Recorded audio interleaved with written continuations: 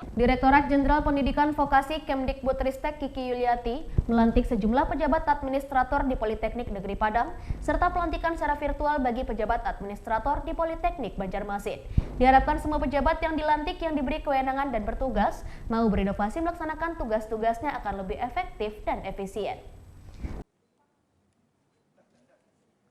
Pelantikan pejabat administrator yang merupakan kewenangan menteri yang dilimpahkan ke Dirjen Pendidikan Vokasi Kemdikbudristek Kiki Yuliati melantik para pejabat administrator yang SK-nya dari menteri untuk bertugas di Politeknik Negeri Padang. Pelantikan ini digelar di Gedung C lantai 2 Politeknik Negeri Padang yang digelar secara langsung dan virtual. Pejabat yang akan dilantik tersebut adalah Kepala Bagian dan Subbagian dari Politeknik Negeri Padang dan Politeknik Negeri Banjarmasin.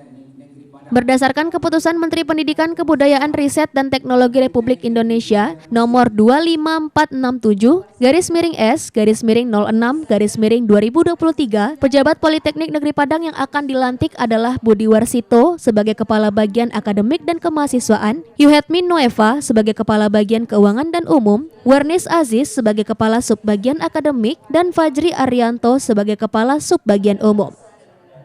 Diharapkan semua pejabat yang dilantik yang diberi kewenangan dan bertugas mau berinovasi melaksanakan tugas-tugasnya akan lebih efektif dan efisien.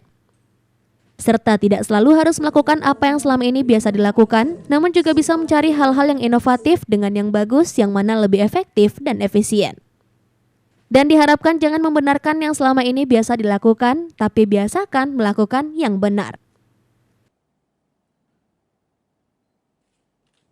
Kami dari kementerian itu sangat berharap bahwa semua pejabat yang dilantik, yang diberi kewenangan dan diberi tugas itu mau berinovasi, melaksanakan tugas-tugasnya agar lebih efektif, lebih efisien.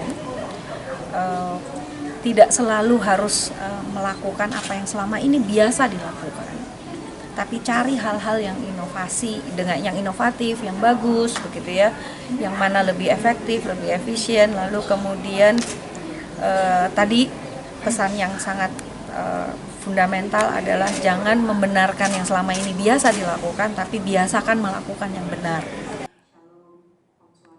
Dari Padang, Sumatera Barat, Budi Sunandar, iNews melaporkan.